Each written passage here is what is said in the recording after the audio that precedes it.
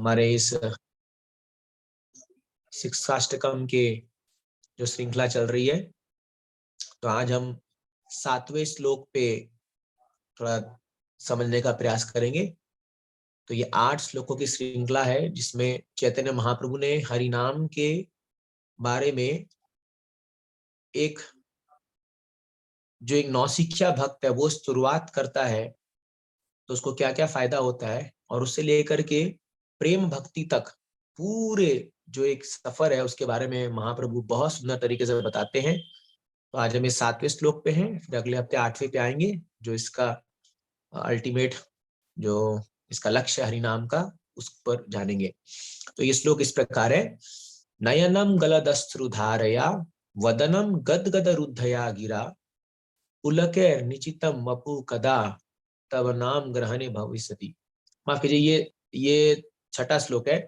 इसका 7वां श्लोक हाँ, ये इस पे हम पिछले चर्चा किए थे। मैं आपको अभी 7वां श्लोक 1 मिनट शेयर करता हूँ। 1 मिनट।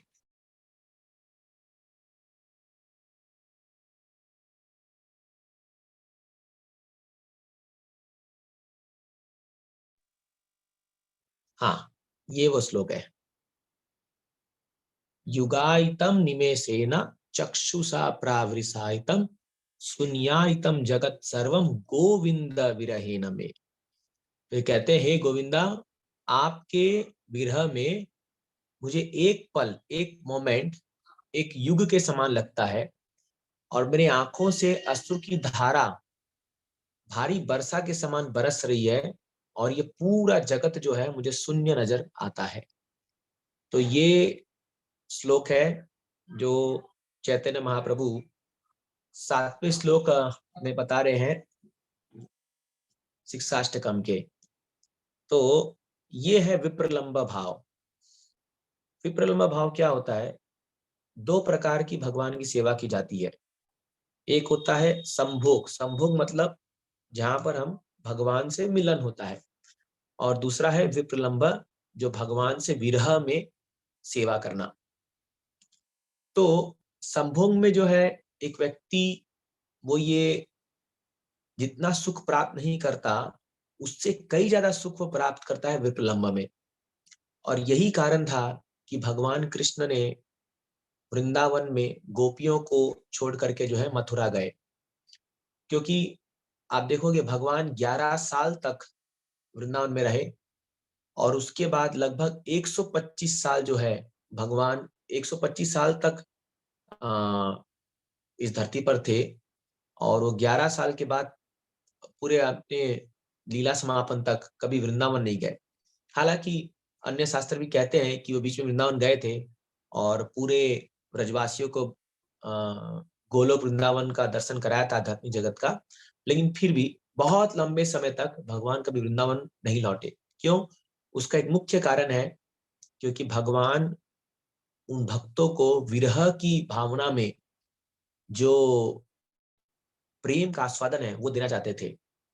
तो आप देखोगे जितना हम एक व्यक्ति जब हमारे पास होता है उतना उसका वैल्यू नहीं करते, या उतना उसका हम सत्कार नहीं करते, जितना जब वो दूर चला जाता है तब हम उसकी याद आती है, और उसकी एक एक चीज जो है वो हमें हमारे हृदय को स्पर्श करती है। तो इससे हम सीख सकते हैं कि संसार में जो भी लोग हमारे इर्द गिर्द है, हमारे आसपास है, हमें उन्हें ग्रांटेड नहीं लेना चाहिए, या ये मत समझिए कि वो अभी है तो हम उसकी कोई वैल्यू ना करें, लेकिन जब वो चले जाएंगे या हमारे पास नहीं रहेंगे तब हमें उनकी महत्व समझ में आती है ना। तो इसीलिए विप्रलंब सेवा जो है वो कई ज्यादा गुना महत्वपूर्ण है, इवन संभोग के साथ से अगर तुलना करें तो। गोपियों का जो भाव हुआ था विप्रलंब सेवा में, वो स्वयं उद्धव ने जब उसका दर्शन किया था वृंदावन जाकर के, तो उद्धव जी आकर के कृष्णा कहने लगे, कृष्णा, आज मैंने देखा प्रेम क्या होता है। जब राधा रानी का भाव उन्होंने देखा उद्धव ने, तो उद्धव कृष्णा को जाके कहने लगे, कृष्णा, ये चीज तुमने मुझसे क्यों छुपाई आज तक? तब भगवान ने कहा था कि आज तक तुम्हारे ऊपर ज्ञान का पर्दा पड़ा हुआ था, लेकिन आज तुम जब विनम्र भाव होकर के गए और तुमने उनका हाल देखा, क्योंकि जो मेरे विरह में जो वो लोग प्रेम का जो दर्शन तुम्हें दिखा रहे हैं, करा रहे हैं, एग्जिबिट कर रहे हैं, जो प्रेम का जो भाव, वो आज तुमको समझ में आया। तो इसीलिए अगर एक व्यक्ति किससे कितना प्रेम करता है, ये तब पता चलता है जब वो व्यक्ति उसके साथ नहीं हो और उसके एब्सेंस में वो क्या कर रहा है ना? तो मान लीजिए अगर हमारे गुरुजी हैं और वो हमें कुछ सिखा के गए हैं, और हम जब उसके एब्सेंस में, हम जब उसकी अनुपस्थिति में हम उनके दिए हुए आदेशों का पालन कर रहे हैं और उनके दिए हुए पद चिन्ह, उनके फॉलो किए हुए पद चिन्हों पर चल रहे हैं, वो ज्यादा गुरु सेवा है। न कि केवल जब गुरुजी सामने प्रकट हैं तो ही दिखाना कि हम बहुत बड़े भक्त हैं। तो इसीलिए श्रील प्रभुपाद जी ने इतना बड़ा संस्था खड़ा किया इस्कॉन। लेकिन आज आप देखोगे कई लोग थे जो प्रभुपाद जी के इर्द गिर्द हमेशा रहते थे, हमेशा उनके पास रहेंगे, कभी माइक दिखा रहे हैं, कुछ भी कर रहे हैं। तो लेकिन आज उनमें से बहुत सारे भक्त पूरे मूवमेंट में ही नहीं है। जैसे ही प्रभुपाद जी गए, ये लोग भी वापस से अपने भौतिक दुनिया के कार्यकलाप में चले गए। ये गुरु भक्ति नहीं है। आज वो लोग सच्चे शिष्य हैं जो प्रभुपाद जी के जाने के बाद उनके दिए हुए आदेशों का पालन कर रहे हैं और उनके मूवमेंट को आगे बढ़ा रहे हैं, उनके संस्था को आगे बढ़ा रहे हैं और बहुत मेहनत कर रहे हैं और उनके दिए हुए ज्ञान का प्रचार प्रसार कर रहे हैं। वो लोग असली शिष्य हैं प्रभुपाद जी के, है ना? तो केवल गुरु के सन्निकट होने से कोई शिष्य नहीं बन जाता है। गुरु के दिए हुए आदेशों को निष्ठापूर्वक पालन करने से एक व्यक्ति शिष्य बनता है। ये बहुत जरूरी है। तो इसीलिए जो है हम लोग को जानना चाहिए कि विप्रलंब सेवा जो है वो संभोग सेवा से कई ज्यादा है। आप इवन देखोगे जो हमारे 6 गोस्वामी हुए, रूप गोस्वामी, शिला सनातन गोस्वामी, जीव गोस्वामी, रघुनाथ दास गोस्वामी, रघुनाथ भट्ट गोस्वामी, गोपाल भट्ट गोस्वामी, ये लोग, हालांकि ये लोग ने साक्षात भगवान का दर्शन किया है, लेकिन ये लोग कभी भी ये नहीं कहते थे कि हमने राधा कृष्ण को हम मिले। हाँ, रूप गोस्वामी के तो स्वयं राधा रानी, एक बार उनका मन था कि मैं, आज मेरे बड़े भाई का जन्मदिन है तो मैं उनके लिए खीर बनाऊंगा। तो रूप गोस्वामी तेर कदम में बैठे हुए थे नंदगांव के पास में और सोच रहे थे कि ये खीर मैं कैसे बनाऊं सनातन गोस्वामी के लिए, बड़े भाई के लिए। तो उतने में ही एक लड़की आई और एक लड़की ने कहा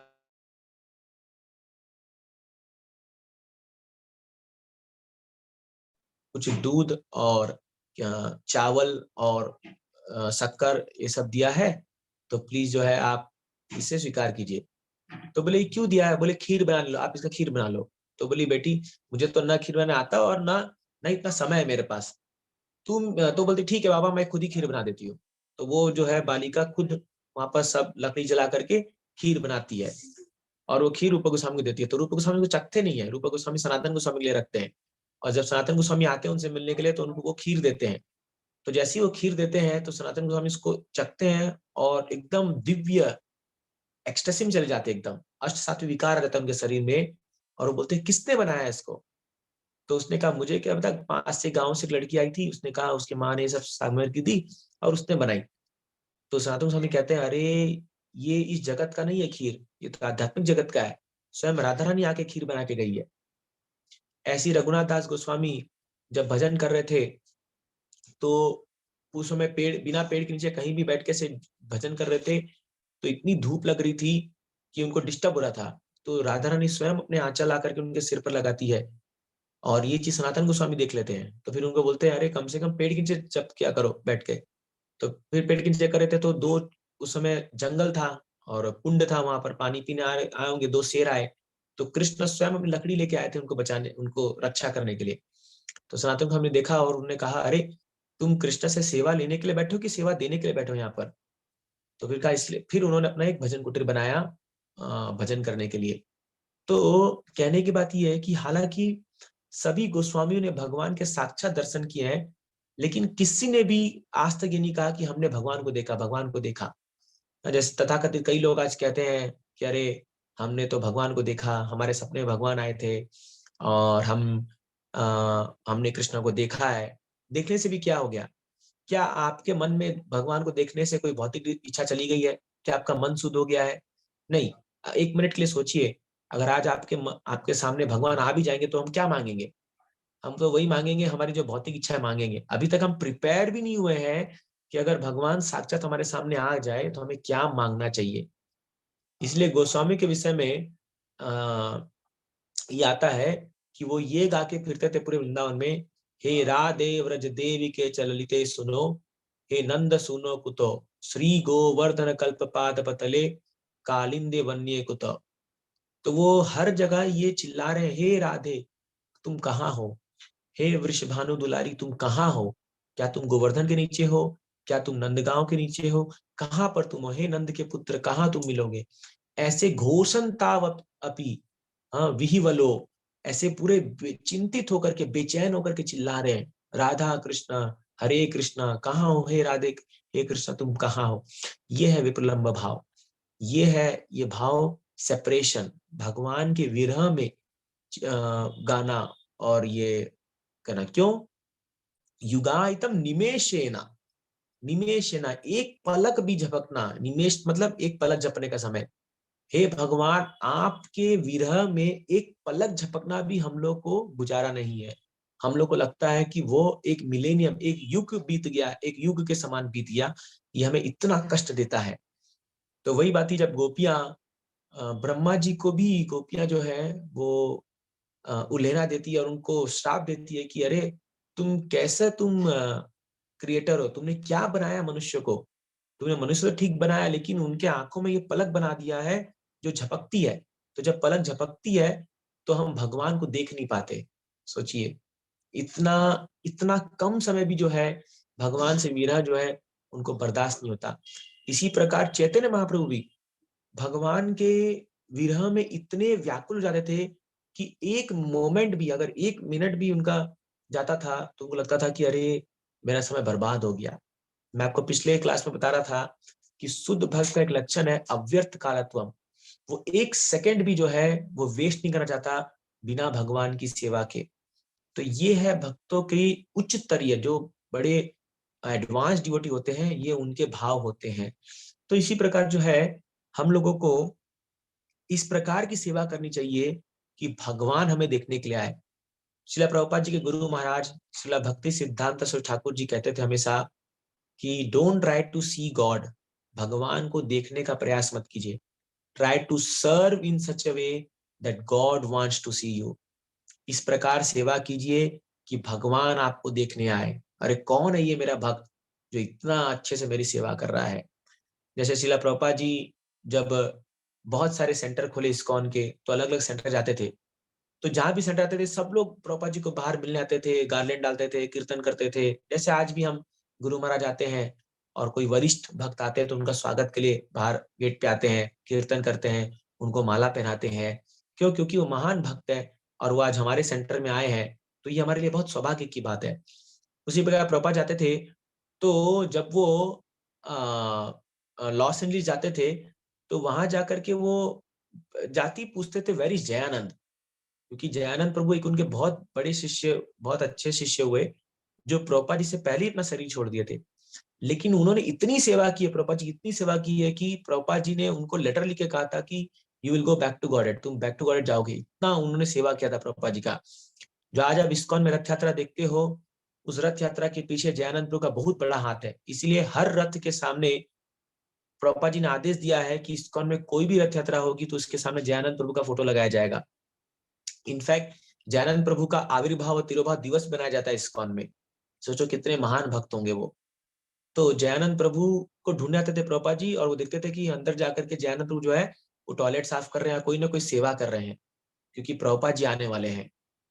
तो देखिए गुरु शिष्य को ढूंढते हुए आ रहे हैं, कितनी बड़ी बात है ये, है ना। हम लोग गुरु के पास जाते हैं लेकिन गुरु हमें ढूंढते हुए आ रहे हैं कि अरे वाह तुम कितनी अच्छी सेवा कर रहे हो और हम लोग तुमसे बहुत खुश है। अगर गुरु तुम्हें आपको कह रहे हैं, ये हमारे जीवन की सफलता है। ये नहीं कि गुरु हमें ढूंढते आ रहे हैं, अरे कहाँ चला गया पता नहीं, कितने दिन हो गए दर्शन ही नहीं दे रहे हैं, मंदिर ही नहीं आ रहे हैं, या माला ही नहीं कर रहे हैं। तो ऐसे नहीं गुरु आना चाहिए। गुरु कैसे आना चाहिए या भगवान कैसे आना चाहिए, अरे क्या अच्छा सेवा कर रहे हैं, इतना अच्छा सेवा कर रहे हैं, तो खुशी से गुरु आकर के हमें शाबाशी देना चाहिए। ये हमारे भक्ति का परिचायक है और ये हमारी सेवा का जो है असली परिणाम है या असली हमें फल है ना। तो इसीलिए प्रयास करना चाहिए कि ऐसी सेवा करें कि भगवान हमें खुश होकर के देखने और मजबूर हो जाए। जैसे उदाहरण आता है शास्त्र में कि भगवान किसको देखने आए, स्वयं द्रौपदी को भगवान देखने आए। जब द्रौपदी ने हाथ उठा करके पुकारा तो भगवान तुरंत भाग करके आ गए वैसे ही भगवान आप देखोगे गजेंद्र को जो है वो देखने को आ गए, है ना।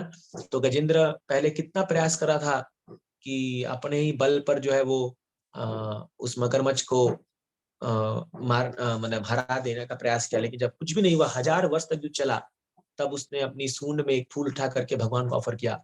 और भगवान इतने आतुर थे उनको देखने के लिए, उनको आने, क्योंकि वो भक्त था ना भगवान का, इतने आतुर थे कि गरुड़ भी कहते हैं, गरुड़ की भी जो ध्वनि, जो गति है वो कम पड़ गई भगवान की आतुरता के सामने। गरुड़ को छोड़ करके भगवान भागे, बोले अरे तुम बहुत स्लो चल रहे हो और मुझे जल्दी जाना है, इतने आतुर थे भगवान। वैसे आप देखिए भगवान जब सुदामा पहुंचे द्वारका, तो भगवान अपनी गद्दी छोड़ करके, अपना वेशभूषा छोड़ करके, अपना जो है अपनी सभी रानियों को छोड़ करके भागे कि अरे मेरा शुद्ध भक्त आ गया है, मेरा भक्त आ गया, और भाग के दौड़ चले। क्यों? क्यों भगवान भागते? भगवान को क्या कैसे भागने की दरकार है? नहीं दरकार है। क्यों? क्योंकि भगवान जो है वो तो आत्म तृप्त है, वो तो, उनको तो कुछ इसकी दरकार नहीं, इतने ये सब कुछ करने की।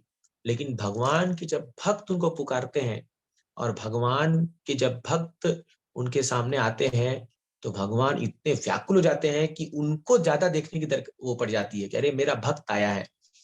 इसलिए आप देखोगे जगन्नाथ जी की आंख में पलक नहीं है। क्यों? क्योंकि जगन्नाथ जी हमेशा बैठे हैं अपने भक्तों को देखने के लिए, बड़ी बड़ी आंख खोल करके बैठे हैं, कह रहे मेरे भक्त आ रहे हैं, मेरे भक्त आ रहे हैं सामने द्वार से। इसीलिए वो लोग हमें, इसलिए भगवान जो है हमेशा अपने भक्तों को देखने के लिए बड़े व्याकुल होते हैं। लेकिन हमें इस प्रकार का भक्त बनना चाहिए, हमें इस प्रकार की सेवा भगवान की करनी चाहिए। तभी जो है हम अ, भगवान के इस चीज को समझ पाएंगे कि ये विरह भाव क्या होता है। इसलिए शास्त्र कहता है कि ये जो कृष्ण भक्ति है, हाँ, ये जन्म कोटि लभ्य सुकृति लभ्यते।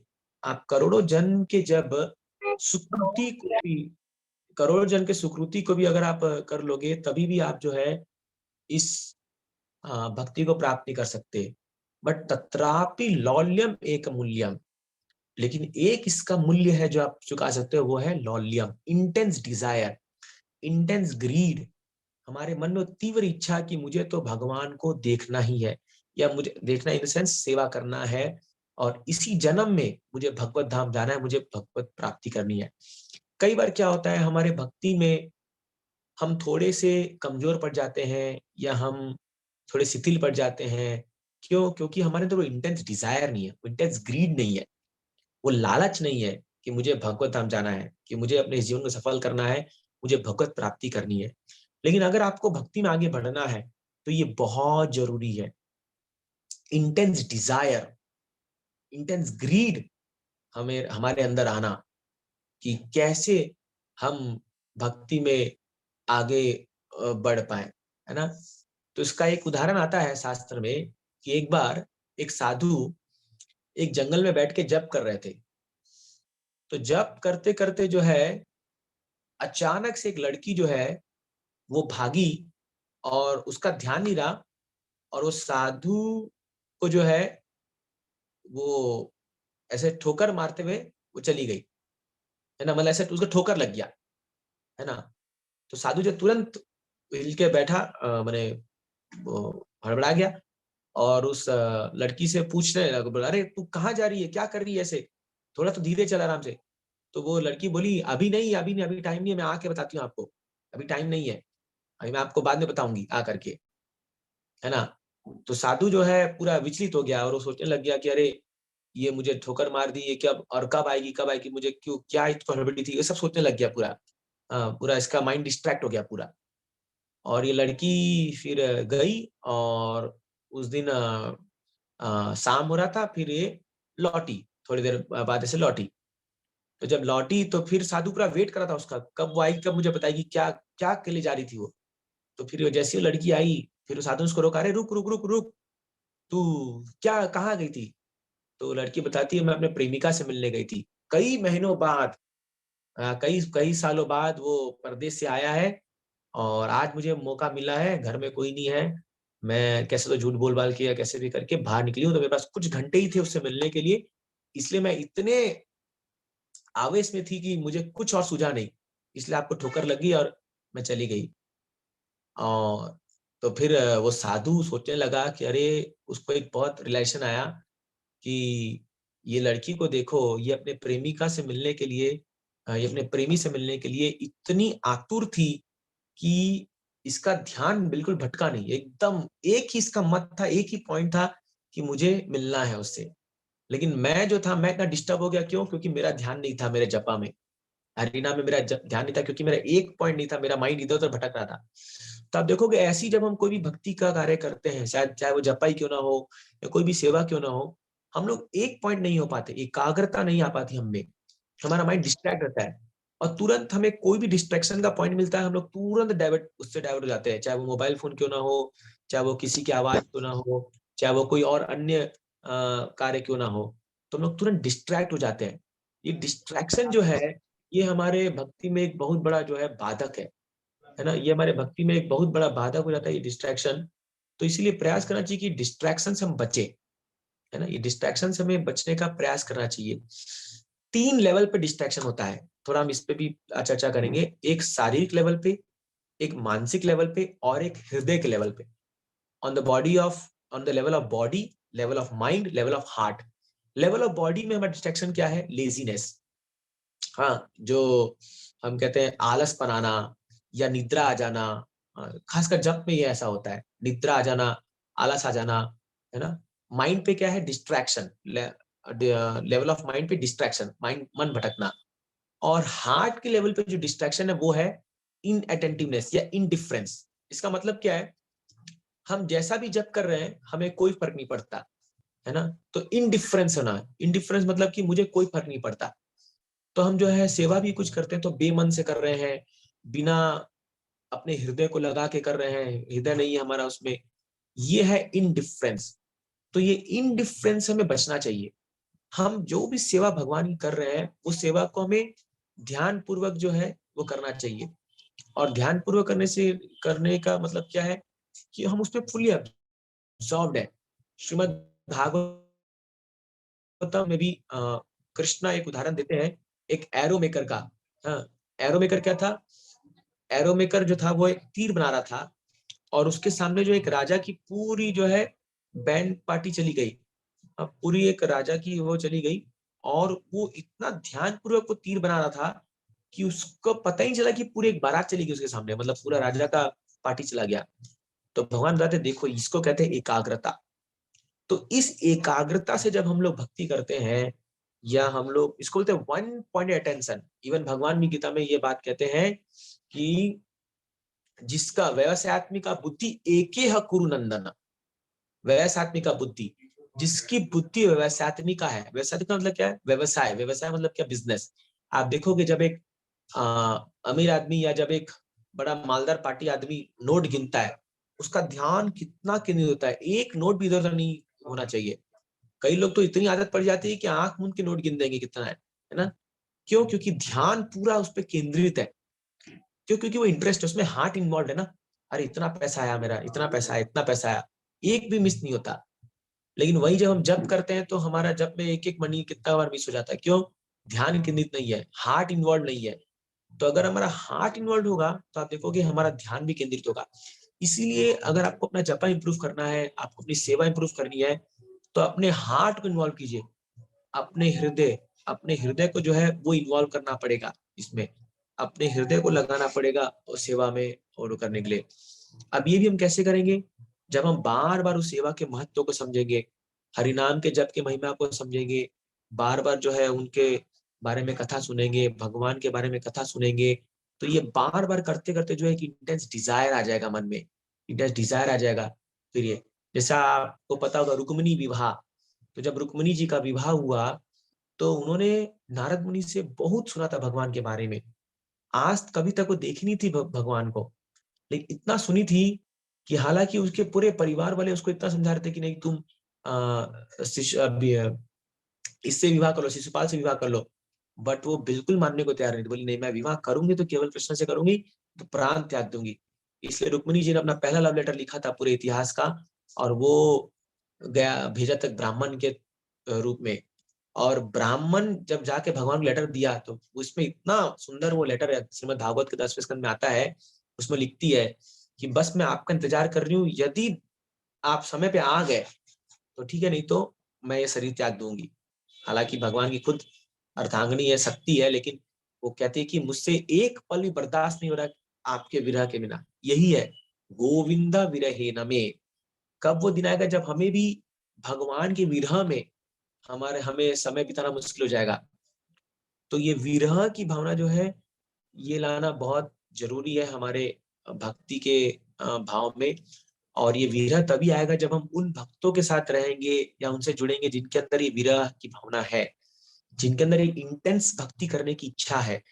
हाँ, ऐसे महान महान भक्त जैसे शिला प्रभुपाद जी, जिनके ऐसे महान भक्तों का संपर्क हम करेंगे उनके पुस्तकों के द्वारा, उनके लेक्चर्स के द्वारा, उनके अगर कोई ऐसे भक्त हमें मिलते हैं उनके पर्सनल सानिध्य के द्वारा, तो हमारे अंदर भी ये विरह आ जाता है, ये भावना आ जाती है।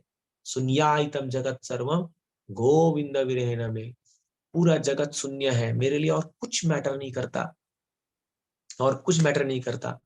जैसे अगर एक एक कन्या है, किसी को उसको किसी से प्रेम हो जाए तो उसके लिए और पूरी दुनिया शून्य है, वो खाली एक चीज सोचती है कब मेरा उससे विवाह होगा और मैं उसके पास जाऊंगी। हाँ, ऐसा होता है ना इस संसार में। तो ये संसार में जब ऐसा पॉसिबल है तो भगवान के लिए ऐसा पॉसिबल क्यों नहीं है। तो इसीलिए महाप्रभु ये हमें सिखा रहे हैं कि ये विरह की भावना महाप्रभु कहते हैं मुझे सता रही है। क्यों? क्योंकि महाप्रभु 7वें श्लोक में राधा रानी के भाव में आ गए हैं। तो क्योंकि महाप्रभु स्वयं राधा रानी है और स्वयं कृष्ण है, राधा रानी का भाव लेकर के आए हैं। तब तक कांचन गौरांगी। तो ये चैतन्य महाप्रभु जो गौरांग महाप्रभु है, स्वयं कृष्ण है, लेकिन राधा रानी का भाव को चखने के लिए उनका मूड उन्होंने एक्सेप्ट किया है। तभी धीरे धीरे जो है वो पूरे राधा रानी के भाव में आ चुके हैं अब वो। और अब बोल रहे हैं कि मेरा हृदय फट रहा है अभी, अब मुझे एक मोमेंट भी है मुझसे बर्दाश्त नहीं हो रहा, और मुझे कैसे भी करे कृष्ण से मिला दो, कृष्ण मुझे कृष्ण से मिला दो। तो ये बहुत उच्चतर भाव है। हम ऑफ कोर्स इमिटेट नहीं कर सकते इसको, हम इसका नकलबाजी नहीं कर सकते हैं, लेकिन हम इसको अप्रिशिएट कर सकते हैं कि एक व्यक्ति भगवान के लिए कितना व्याकुल हो सकता है, कितना व्याकुल हो सकता है एक व्यक्ति। तो इस भाव को केवल समझना और इसको अपने हम केवल ये उम्मीद ही कर सकते हैं कि भगवान कब मेरे भी जीवन में वो दिन आए जब मैं ये भाव को अंगीकार करूंगा और भक्ति जो है भक्ति को हम समझने का प्रयास करेंगे। तो कई बार प्रभुपाद जी भी जो है ऐसे भाव को प्रस्तुत किए थे कि मतलब दिखाते कि I only want Krishna, I want nothing else, I only want Krishna and nothing else in my life. तो इसीलिए क्या है कि हम लोगों को भाव को अंगीकार करने का, कृपया म्यूट में रखें अपने आप को, डिस्टर्ब हो रहा है बीच में। तो इस भाव को अंगीकार करने का हमें प्रयास करना चाहिए। हरे कृष्णा।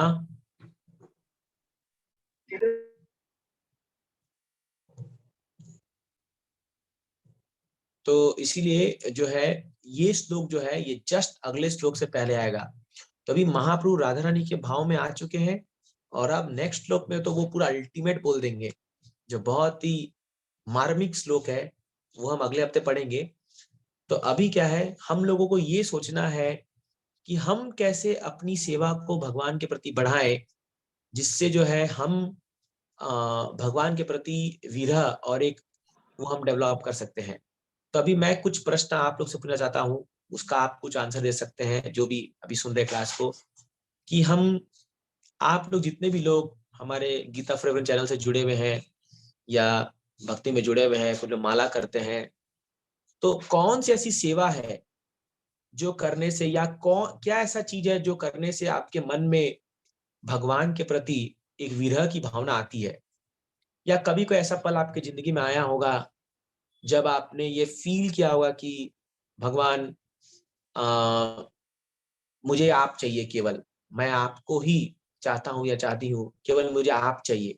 कभी ऐसा मोमेंट आपकी लाइफ में आया, या आपने भक्ति का कोई ऐसा अंग है जो प्रैक्टिस करने से या जो करने से आपके जीवन में आपको बहुत ऐसा फील होता है कि मुझे भगवान भगवान के और निकट जाने की आपकी इच्छा होती है। तो यदि कोई बोलना चाहेगा तो बोल सकते हैं, या आप चैट बॉक्स में लिख सकते हैं, ताकि बाकी लोग को भी इसका एक एक्सपीरियंस, एक अनुभव मिलने का प्रयास हरे होगा। कृष्ण प्रभु जी। यस माता जी। प्रभु जी, मुझे ऐसा लगता है कि जैसे मैं कीर्तन वगैरह, भगवान की लीला और उनके जो भी भक्त लोग हैं उनकी लीला सुनती हूँ ना, तो बहुत आनंद आता है, बहुत ज्यादा। उस टाइम पे ऐसा लगता है, मतलब सुनते सुनते कि हम लोग क्या टाइम यहाँ पे पास कर रहे हैं, जब तक सुनते रहो।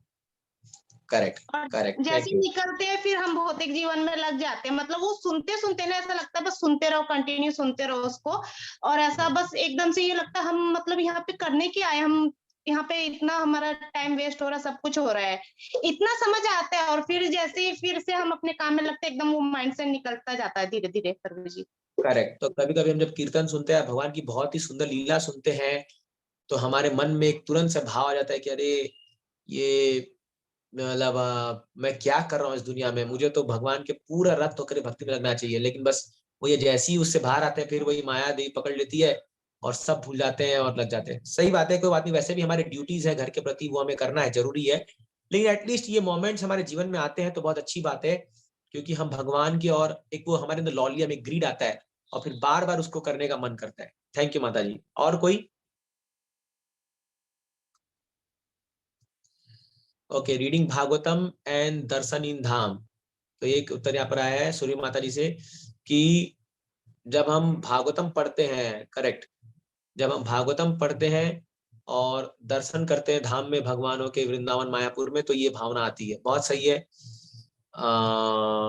करेक्ट। आप लोग मैसेज जो है डायरेक्ट नहीं के बजाय एवरीवन को भेज सकते हैं, ताकि सबको फायदा होगा, तो सबके लिए भेजिए। तो एक आंसर आ रहा है, डिवोटीज का संग करके, मंदिर में सेवा करके, श्रीमद् भागवत कथा सुन करके। हाँ करेक्ट, ये एक भावना मेरे मन में आती है, बहुत अच्छी बात है। और हाँ, जब भी पढ़ते हैं हम, यस करेक्ट, बहुत सही बात है। तो ये सही बात है, ये आपका सबका एक्सपीरियंस है, खासकर भागवतम में जब हम पढ़ते हैं, तो इन लीलाओं को जब हम पढ़ते हैं या इसके बारे में सुनते हैं, तो लगता है काश मैं भी वहां होता। जैसे खास करके जब मैं अभी नरसिंह देव की लीला पढ़ता हूँ या सुनता हूँ, तो इतना इतना ऐसा लगता है कि क्या दयालु है भगवान नरसिंह देव, जो अपने भक्त के लिए प्रकट हो गए। तो एक बार मैं भी जब चैंटिंग कर रहा था सुबह मॉर्निंग में बैठ करके, तो सडनली मेरी आंख नरसिंह देव के फोटो पर गई, और सडनली एक प्रकार मेरे आंखों में पानी सा आ गया, और ऐसा फील हुआ कि अरे भगवान कितने दयालु है, भगवान कितने दयालु है कि अपने भक्त प्रहलाद के लिए वो प्रकट हो गए और उसके वचन को पूरा कर दिया भगवान ने। तो मैं देख करके पूरा एकदम एब्जॉर्ब हो गया। हालांकि वो कुछ क्षण के लिए था, लेकिन वो बहुत ही अच्छा पल था। ऐसा लगा कि मैं पूरा हरिनाम में पूरा घुस गया हूँ और एकदम भगवान के सानिध्य में मैं मौजूद हूँ। तो ये बहुत इंटेंस फीलिंग था, और वो फीलिंग ऐसा लगता है कि बार बार वो आए तो बहुत इंस्पिरेशन मिलता है ऐसा करने के लिए। तो ऐसा होता है कभी कभी हम भगवान के सुंदर दर्शन को देख करके, कोई सुंदर डीटी से हम फर्स्ट टाइम जब राधा माधव को देखते मायापुर में, तो रियली ऐसा फील होता है कि जैसे मुझे एक भक्त परसों बता रहे थे कि प्रभु जी, जब मैं राधा माधव का पहले फोटो देखता तो मुझे लगता था ये किसी ने स्केच किया या किसी ने बनाया है, ऐसा डिजाइन किया है, ऐसा विग्रह हो ही नहीं सकते। लेकिन जब मायापुर पहली बार मैं गया और देखा राधा माधव को, तो मैं शॉक हो गया, मैं अवाक हो गया। मैं बोला अरे बाप रे बाप, साक्षात खड़े हैं सामने, वो डीटी खड़े हैं। तो पूरा हिल गया मैं देख करके, ऐसा वो बता रहे थे मुझे। तो ये होता है। Yes, very correct. यस, और किसी का कुछ अनुभव आप शेयर करना चाहेंगे? हाँ। हरे कृष्णा प्रभु यस जी। माता एक जी। जब हम जप करते हैं तो एक हाँ पॉइंट ऐसा आता है, एक करते करते एक 2 मिनट के लिए ऐसा कुछ महसूस होता है, तब ऐसा फील होता है कि हम कहाँ हैं और कहाँ हमें जाना है। वो टाइम का हाँ, जो एक अनुभव होता है वो बहुत ही अच्छा होता है, करेक्ट बहुत ही करेक्ट माता सुंदर जी। होता है। Thank you, correct, yes. आप एकदम सही बोल रहे हैं कि पूरा अगर हम 16 माला सुबह उठ करके बैठ के जब करें, एकांत में करने का प्रयास करेंगे ना, आप देखोगे 1-2 मिनट के लिए वो क्षण आता है जहां पर आप एकदम कनेक्टेड फील करते हो हरिनाम से, एकदम भगवान के सानिध्य का फील करते हो, और आपको लगता है कि अरे ये बहुत दिव्य है ये। तो भगवान हमें वो लॉल्यम देते हैं, जैसे भगवान ने नारद मुनि को दिया था। नारद मुनि जब बच्चे थे तो उनको ये लॉल्यम दे दिया था भगवान ने, एक दर्शन बस दे करके फिर गायब हो गए। तो फिर नारद मुनि पूरा तड़प गए कि अरे कहाँ है भगवान, कहाँ है, कहाँ है। फिर भगवान ने दर्शन देके कहा कि मुझे तुम इस जन्म में नहीं, अगले जन्म में मुझे तुम प्राप्त करोगे, और मैंने तुम्हें दर्शन दिया था केवल तुम्हारे लॉल्यम, तुम्हारी इच्छा को बढ़ाने के लिए, तुम्हारे ग्रीड को बढ़ाने के लिए। बहुत अच्छे है, थैंक यू माता जी। और मुझे यहाँ पर एक मैसेज आ रहा है कि डीटी अर्चना, ये भी बहुत सही उत्तर है। जब हम भगवान के विग्रह की सेवा करते हैं तो ऐसा लगता है कि हम खो जाते हैं भगवान में, है ना। बहुत अच्छी बात है, इसलिए विग्रहों की सेवा एक बहुत इंपॉर्टेंट सेवा है। आपके घर में कोई भी जो भी विग्रह है या ऑल्टर है, उसके आप जब सेवा करते हो और साथ में कुछ कीर्तन लगा दो या प्रभुपाद जी का लेक्चर लगा दो, तो उस समय बहुत कनेक्टेड फील करते हैं भगवान से। बहुत अच्छे, हाँ करेक्ट। और आ रहा है कि एक प्रभु जी लिख रहे हैं शायद कि इंस्टा एक बार रील देखते हुए रोना आ गया था, क्योंकि कृष्ण यशोदा से पूछते हैं कि मैं आपका पुत्र नहीं हूँ क्या। हाँ, ऐसे भगवान लीला देकर है, करेक्ट, बहुत सही है। ओके, कथा वैष्णव गीत पढ़ना और सेवाएं पढ़ते समय अनुभव होता है। हाँ करेक्ट, वैष्णव गीत ये भी बहुत अच्छा एक तरीका है, करेक्ट। वैष्णव गीत जब हम सुनते हैं तो हमारे आचार्यों ने वैष्णव गीत में इतने सुंदर सुंदर भाव प्रस्तुत किए हैं कि ऐसा लगता है कि हम एकदम कनेक्ट हो गया। जैसे मेरे जीवन में भी ऐसे 2-4 गीत हैं जिनको मैं बार बार सुनता हूँ, और वो सुनने से मुझे ऐसा फील होता है कि बस मैं एकदम खो गया हूँ उसमें। बहुत अच्छे, हाँ। हरे कृष्ण प्रभु जी। यस माता जी।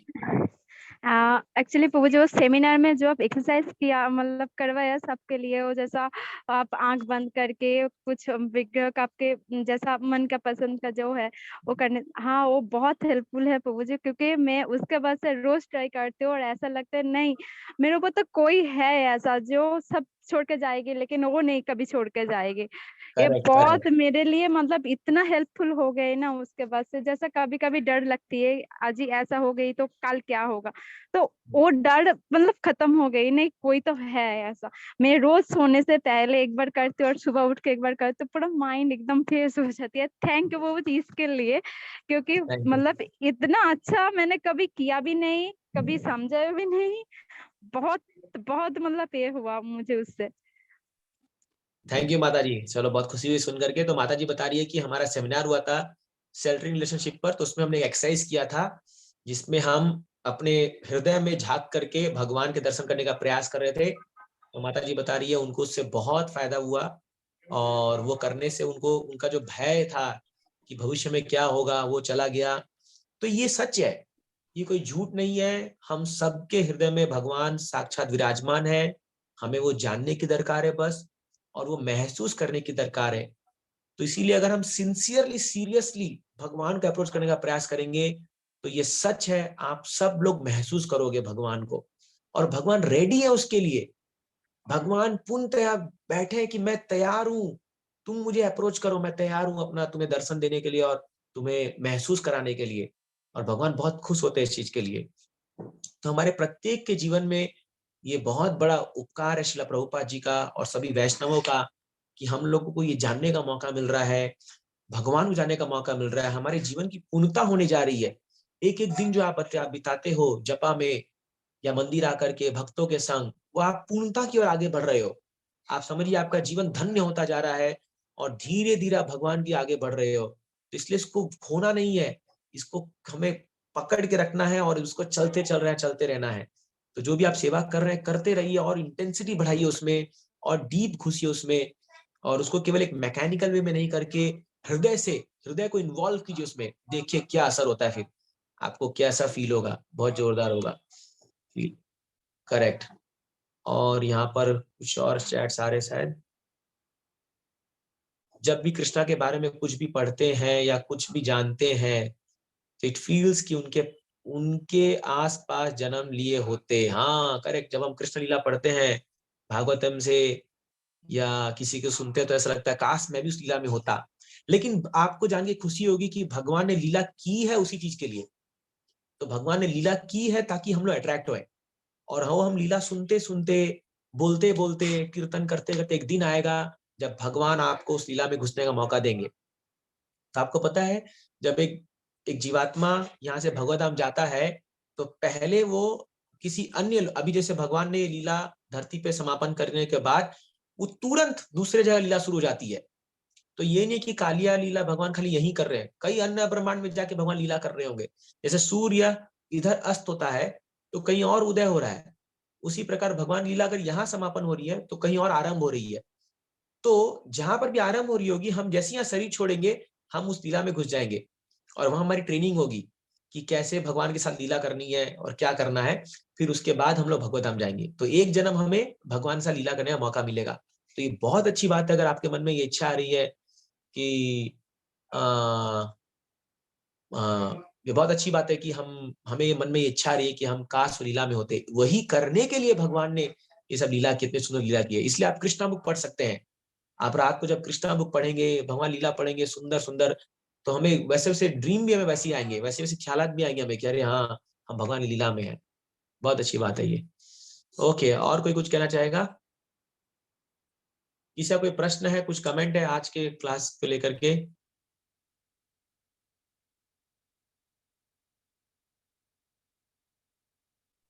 हरे कृष्णा प्रभु जी, दंडवत प्रणाम। यस माता जी। हाँ, आज थैंक यू सो, आज का क्लास बहुत ही अच्छा था। और मैं एक अपना रियलाइजेशन बताना चाहती हूँ। मैंने वो लेक्चर अटेंड किया था गोवर्धन पूजा के ऊपर।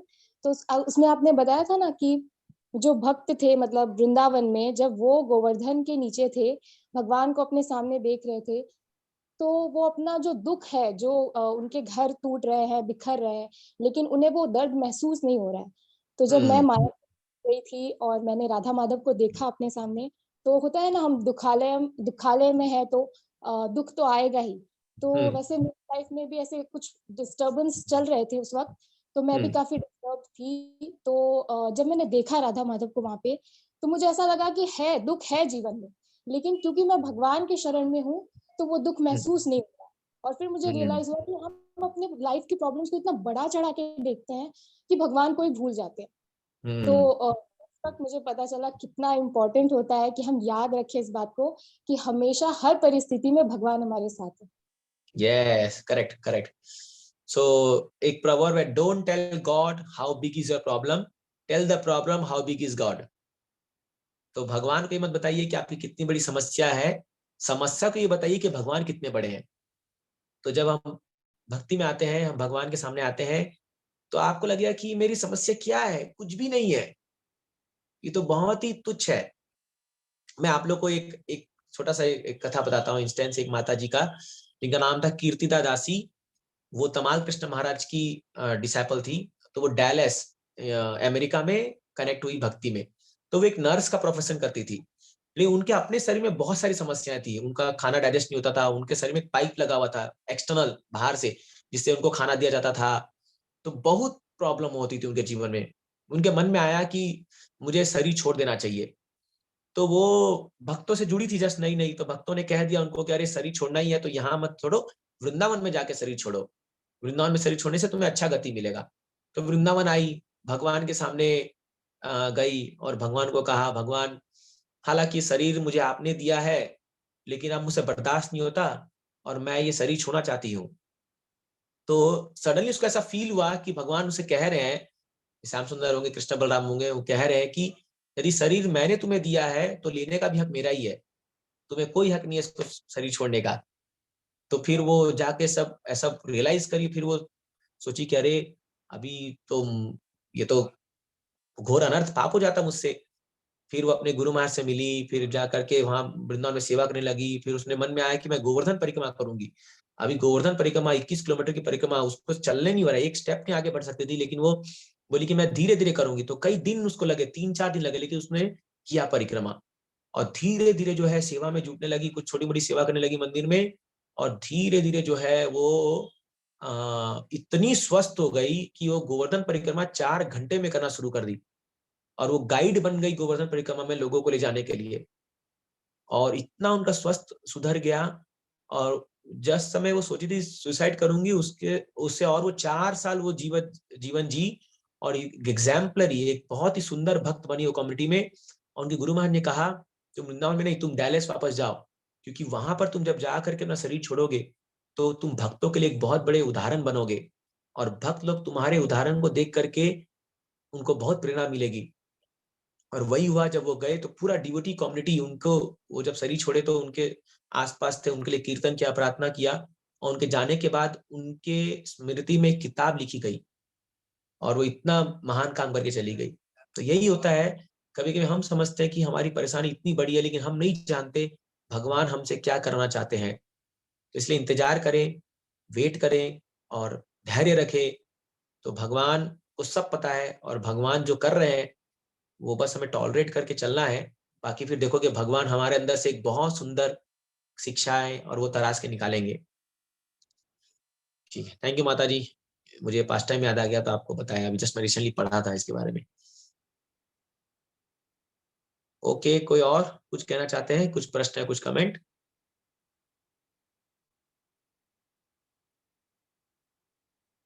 फाइन।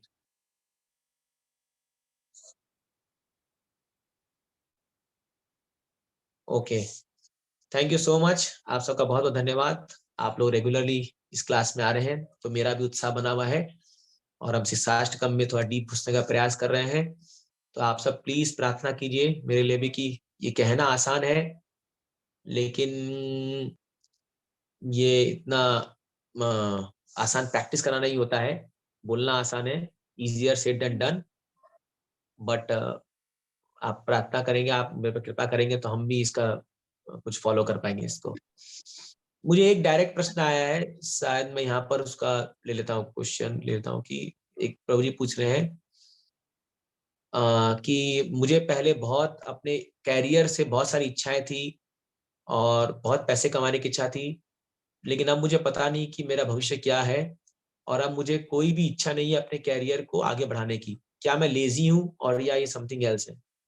देखिए, अगर आपके मन में अभी और अपने कैरियर को आगे बढ़ाने की इच्छा नहीं है तो इसका ये मतलब नहीं आप लेजी है। आप, हो सकता है कि अभी प्रायोरिटी कब कोई दूसरी हो गई हो। अगर आप भक्ति अच्छे से कर रहे हैं तो कई बार हम अपनी प्रायोरिटी को भक्ति में जोड़ देते हैं।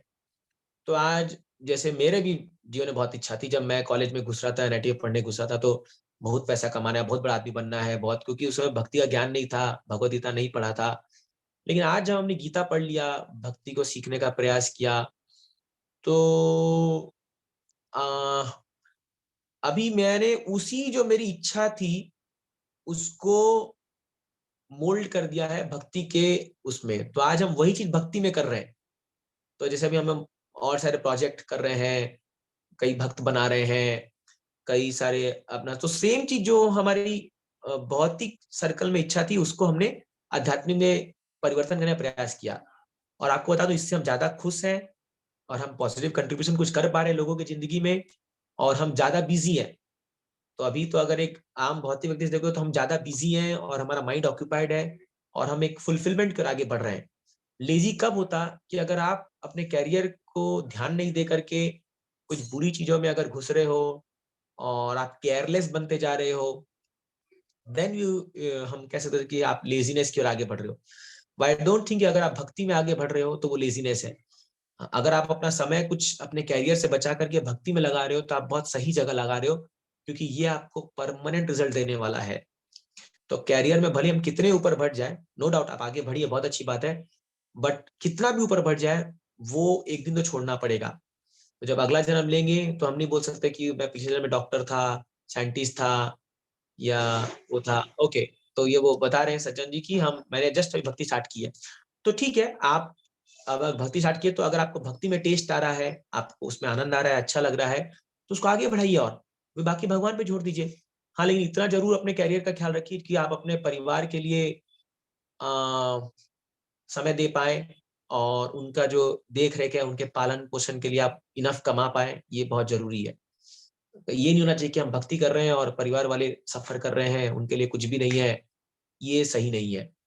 तो भगवान ने कभी गीता में ये नहीं कहा, सिखाया कि अपना कर्म मत करो या अपने जिम्मेदारी को मत निभाओ, कभी नहीं। भगवान ने यही सिखाया कि आप जिम्मेदारी को करते हुए कैसे मुझ तक पहुंच सकते हो, यही गीता का ज्ञान है। तो मुझे नहीं लगता कि आप लेजीनेस की ओर आगे बढ़ रहे हो। अगर आप भक्ति में समय दे रहे हो तो ये पॉजिटिव डायरेक्शन है, इसमें और आगे बढ़िए। बाकी पर्सनली हम कभी जब मिलेंगे तब बैठ के चर्चा कर सकते हैं, तो ज्यादा अच्छा रहेगा। ठीक है, थैंक यू सो मच, बहुत बहुत धन्यवाद। श्रील प्रभुपाद की जय। हरे कृष्णा। हरे कृष्णा प्रभु जी। हरे कृष्णा हरे कृष्णा। हरे कृष्णा हरे प्रभु। कृष्णा।